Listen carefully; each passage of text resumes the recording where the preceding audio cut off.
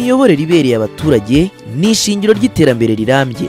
Ubuyobozi buha abaturage ijambo bakagira uruhare mu ifatwa ry'ibyemezo no mu bibakorerwa. Kurikira ikiganiro imiyoborere ibereye abaturage, urubuga rwawe mu miyoborere y'igihugu cyawe. Imiyoborere ibereye abaturage ni ikiganiro mutegurirwa n'ikigo cy'igihugu gishinzwe imiyoborere RGB. Turabasuhuje kandi tubahaye ikaze mu kiganiro cyacu imiyoborere ibereye abaturage. Ikiganiro mutegurirwa n'ikigo cy'igihugu gishinzwe imiyoborere RGB. Uyu munsi turi buganire ku kwezi kw'imiyoborere. Turi bugaruke ku miterere y'uko kwezi kw'imiyoborere, intego yako ndetse n'umusaruro gusigira abaturage. Turagaruka kandi no ku mpanuro abayobozi mu nzego nkuru z'igihugu baha abayobozi mu nzego z'ibanze hagamijwe ko umuturage anogerwa n'imiyoborere ndetse akanagira uruhare mu bimukorerwa, bityo iterambere mu nzego zose n'imibereho myiza y'abaturage rikarushaho kwihuta. Njyewe bateguriye kino kiganiro ndi Jean Pierre Mazimpaka.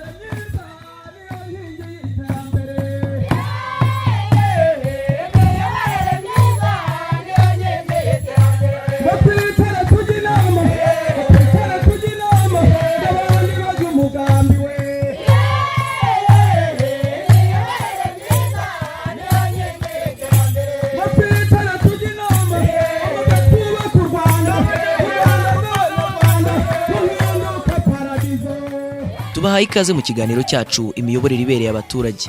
Nk'uko twabigarutseho mu kiganiro cyacu cy'ubushize, mu nshingano z'ikigo cy'igihugu gishinzwe imiyoborere RGB, ku isonga haza kwimakaza amahame y'imiyoborere myiza, kwegereza ubuyobozi abaturage ndetse no kugenzura ibikorwa by'imiyoborere myiza mu nzego za leta ndetse no mu bikorera.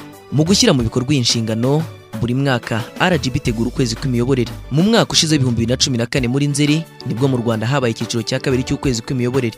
Uku kwezi kwari kwahawe insanganyamatsiko igira iti imiyoborere ibereye abaturage, umusingi w'iterambere rirambye.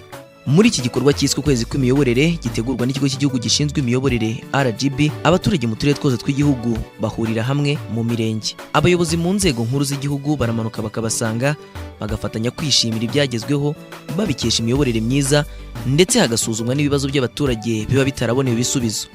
Aha abaturage barabaza ibibazo byabo mu bwisanzure, bagasubirizwaho, ibitaboneye ibisubizo hakagaragazwa uburyo bigiye gukemurwa. Twakoze ku muhanda ejo bundi twubaka ibiraro, umwiyemezamirimo wari wabipatanye araza aduhera ibyiciro bibiri, agenda tugabanyiriza amafaranga, buri muntu akajya asigara imitizi 3, 2, ayo mafaranga aba rero tujya kuregera mu Gakenke.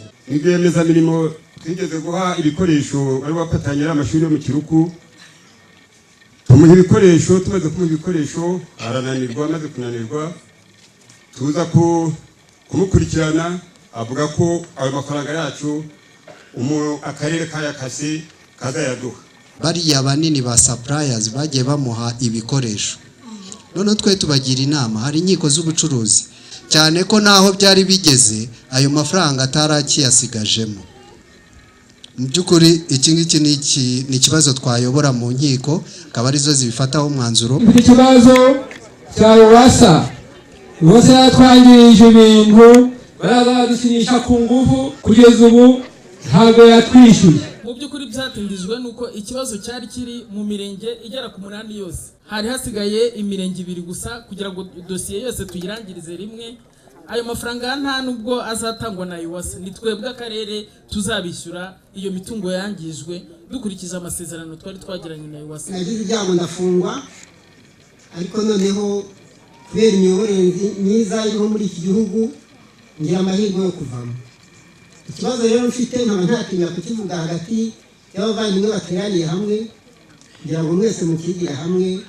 Ntabwo ari ikibazo ndarega abanyobora, ahubwo ni ikibazo kirangamuntu maze imyaka 4 ntarabona. Muri 2008 ubwo twabarurwaga, ababaga bari muri gereza babaruriwe aho ngaho n'indangamuntu zasohokeye mu mirenge iyo gereza irimo. Niba atari fotoje rero yaza kwifotoza igihe cy'ifotorwa n'ikigera, cyangwa se niba narifotoje akaba. Uretse ibibazo by'abaturage byakirwa ndetse bigakemurwa, abaturage baboneraho n'umwanya wo gushima ibyagezweho. Kubaha Minisitiri nagira ngo mwitubire mubwira ko udushimira Nyakubahwa Paul Kagame kuba abadamu yarabahaye ijambo, akabaha umwanya w'imiyoborere myiza.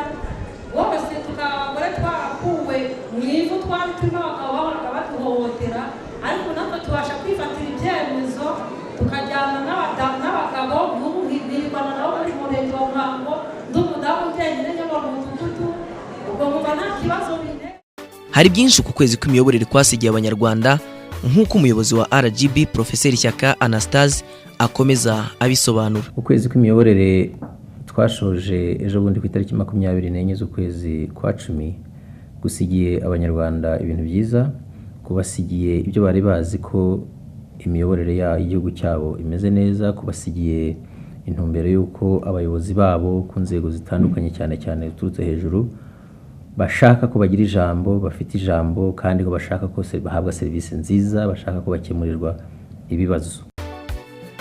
Tubibutse ko tukiri mu kiganiro imiyoborere ibereye abaturage. Ufite igitekerezo cyangwa icyifuzo wifuza kugeza ku kigo cy'igihugu gishinzwe imiyoborere RGB, wahamagara ku murongo utishyurwa ariwo 3520 cyangwa se ukohereza ubutumwa kuri email info@rgb.rw. Ushobora no kudusanga ku mbuga nkoranyambaga kuri Facebook na Twitter, ujya mu ishakiro ugashakisha Rwanda Governance Board cyangwa se ku rukuta rwa Facebook rw'iki kiganiro ari rwo imiyoborere ibereye abaturage. Ushobora kandi no gusura urubuga rwa internet rwa RGB ari rwo wa3.rgb.rawa ukamenya byinshi kuri iki kigo. Mu kwezi kw'imiyoborere abayobozi mu nzego zitandukanye bashishikariza inzego z'ibanze gushyira imbere ikemurwa ry'ibibazo by'abaturage. Aha Minisitiri w'Ubutegetsi bw'Igihugu Kaboneka Francis yari mu karere ka Rutsiro mu gutangiza ukwezi kw'imiyoborere. Ikibazo ushobora no kukibonera ahangaha twari turi uko abaturage babazaga ibibazo. Ubundi ni ibibazo byoroshye ubuyobozi bwakabaye bwarakemuye, nta n'ibibazo birimo bikomeye. So icyo navugaga rero nuko tugomba kurushaho kwegera abaturage, abategera abaturage babegere kugira ngo bya bibazo bishobore gukemuka bitarinze gutegereza izindi nzego ziturutse.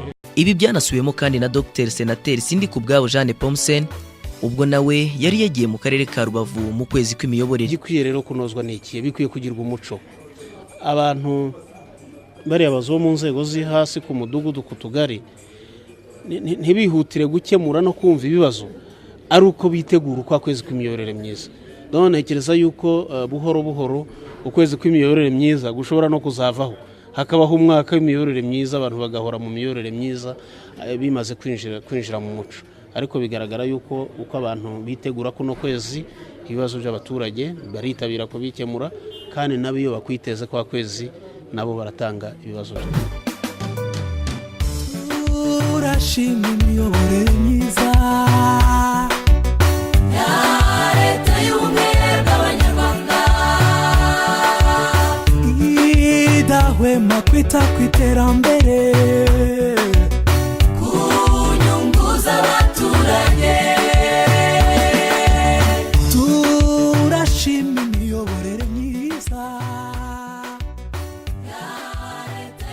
Mu kwezi kw'imiyoborere kandi abaturage mu turere twabo bamurika ibikorwa baba baragezeho babikesha imiyoborere myiza. Hamurikwa kandi n'ibikorwa by'ihuriro ry'abafatanyabikorwa b'akarere mu iterambere JAF. Mu bikorwa bamurika haba higanjemo iby'ubuhinzi n'ubworozi, hakagaragazwa uburyo byahinduye mu buryo bufatika imibereho y'abaturage ndetse bikanagira uruhare mu iterambere ry'akarere. Hatahwa kandi n'ibikorwa remezo by'iterambere mu turere dutandukanye. Ingero ni nko mu karere ka Rutsiro ubwo hatangizwaga igihembwe cya kabiri cy'ukwezi kw'imiyoborere umwaka wa 2014 batashye uruganda rw'icyayi Rutsiro Tea Factory. Naho mu karere ka Musanze hatashye uruganda rusya ibigori rwubatswe n'abaturage ubwabo.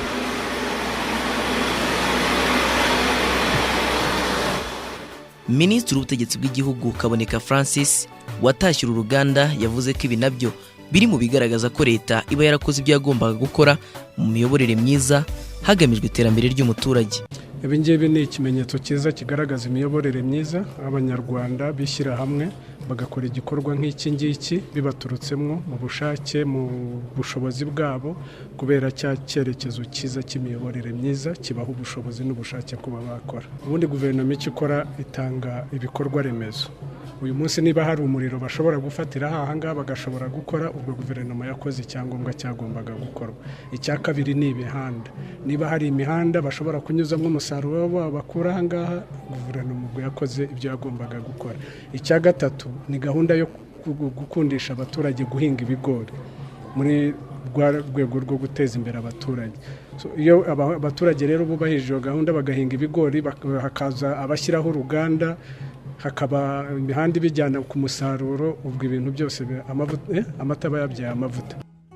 Kiracyari ikiganiro imiyoborere ibereye abaturage, aho turi kuganira ku kwezi kw'imiyoborere.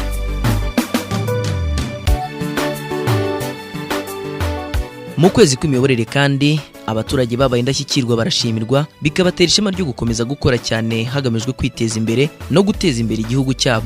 Mu byo bakora byose abaturage bagaragaza ko imiyoborere myiza igihugu kimaze kugeraho ari ryo shingiro ryabyo. Imiyoborere myiza ni uko ubuyobozi bwururuka bukabasha kudufasha muri ubwo buhinzi bwacu, butugezaho ibyankenerwa kugira ngo tubashe gutunganya igihingwa cya kawa neza. Nk'uko batuzanira amafumbire n'imiti, bakanabasha kutugira inama z'ukuntu ibyo batugejejeho bikoreshwa. Imiyoborere myiza niyo mu by'ukuri natwe nk'abandi banyarwanda yatumye tugira aha tugeze dutera imbere. Uko mureba umuryango wacu uvugaga imbaraga ntabwo ariko wari umeze mu gihe twari tumaze gusohoka mu bihe bibi bya jenoside. Imbaraga nayo yari yarasenyutse, ariko kubera imiyoborere myiza ngira ngo namwe murabiye ibyo tugezeho. Mu gusoza ukwezi kw'imiyoborere mu turere twose tw'igihugu, usanga abayobozi hari byinshi bize bizabafasha kunoza imiyoborere. RGB isaba abayobozi b'inzego z'ibanze kugira umuco ikemurwa ry'ibibazo by'abaturage hatarindiriwe ukwezi kw'imiyoborere. Uyu ni umuyobozi wayo Professeur Shyaka Anastase. Ibintu bibiri mbona bikenewe gushyirwa mu ngufi. Cya mbere birareba inzego z'ubuyobozi bwo hasi, ariko birareba n'inzego zacu n'izindi zishinzwe zifitanye isano n'inzego z'ibanze, ni ugushyira ingufu mu gukurikirana ko ibibazo bitakemutse muri uku kwezi kwa 10 noneho bikemuka, bidategereza ko kwezi kw'imiyoborere tuzakora ubutaha, ahubwo bikemuka muri iki gihe cya vuba, bigakemuka. Nabwo ko igipimo twabona bigera kuri za 60% ibyahise bikemuka, ariko hari 40 isigaye. Iyo 40 rero y'ibibazo abaturage bafite turagira ngo ikemuke mbere yuko twongera guhura. Ikigo cy'igihugu gishinzwe imiyoborere RGB kigaragaza ko agaciro k'igihugu kagaragarira mu miyoborere myiza abayobozi bagomba kugeza ku baturage. Agaciro k'igihugu, agaciro k'umuyobozi gapimirwa ku gaciro aho umuturage n'umwanya hakumukemurira ibibazo, kandi gukemura ibibazo by'umuturage so kumwakira gusa, ahubwo no gusohoka ukanamusanga ukamukemurira ibibazo umusanganye atiribaza no kukureba. Numva ariyo nshingano nyamukuru y'umuyobozi wari we wese, no guha service, no guha iterambere, no guha imiyoborere myiza abo dushinzwe kuyobora. Numva ari cyo twashyiramo ingufu, kuko nizo nshingano zacu, kandi ibyo biha agaciro koko gasesuye ka buri munyarwanda, kandi bikagahana igihugu cyacu. Reka dukomeze kubifuriza kugubwa neza aho muri hose. Ikiganiro imiyoborere ibereye abaturage kinyura kuri Radio Rwanda buri wa mbere saa 12:15 z'umugoroba kugera saa 12:15, naho kuri televiziyo y'u Rwanda ni ku cyumweru saa 1:45 z'umugoroba kugera saa 2. Mushobora kuduhamagara ku murongo utishyurwa 35 20 cyangwa se mukatwandikira kuri email info@rgb.rw, ndetse no ku rukuta rwacu rwa Facebook rw'iki kiganiro imiyoborere ibereye abaturage. Ikiganiro cyacu nta tugisoreje, tubararikire kuzakurikira icy'ubutaha. Nge nari Jean Pierre Mazimpaka. Imiyoborere ibereye abaturage ni ishingiro ry'iterambere rirambye. Ubuyobozi buha abaturage ijambo, bakagira uruhare mu ifatwa ry'ibyemezo no mu bibakorerwa.